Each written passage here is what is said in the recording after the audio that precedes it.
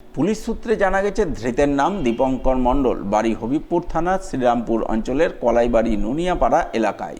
তার বিরুদ্ধে অভিযোগ, সে দীর্ঘদিন ধরে ভারত বাংলাদেশ সীমান্ত এলাকা দিয়ে গরু, মোষ, মাদকদ্রব্য সহ বিভিন্ন পাচারমূলক কাজে যুক্ত ছিল। তাই তার বিরুদ্ধে বিএসএফের পক্ষ থেকে হবিবপুর থানায় একাধিক অভিযোগ দায়ের করা হয়।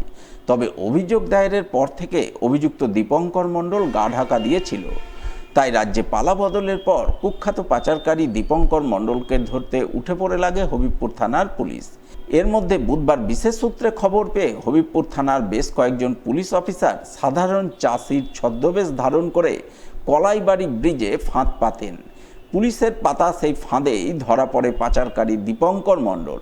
এরপর বৃহস্পতিবার ধৃতকে পেশ করা হয় মালদা জেলা আদালতে।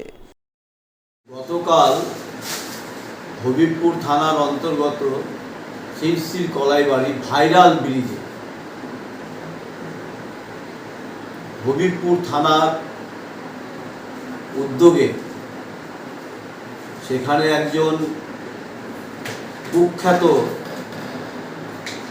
স্মাগলার, যার বিরুদ্ধে প্রচুর অভিযোগ আছে, বর্তমান পশ্চিমবঙ্গে এই সরকার আসার পর প্রশাসনের যে সঠিক ভূমিকা বর্ডার সুরক্ষিত রাখা, তো তারা সেই শক্তি পেয়েছে এবং তার ফল হচ্ছে সেই ভাইরাল ব্রিজ থেকে পুলিশ ছদ্মবেশে আর এই কুখ্যাত একজন সমাজ বিরোধী স্মাগলারকে ধরতে সক্ষম হয়েছে। এটাই হচ্ছে পরিবর্তনের ফসল, পরিবর্তন সরকারের আর ফসল হিসাবে আমরা দেখতে পাচ্ছি।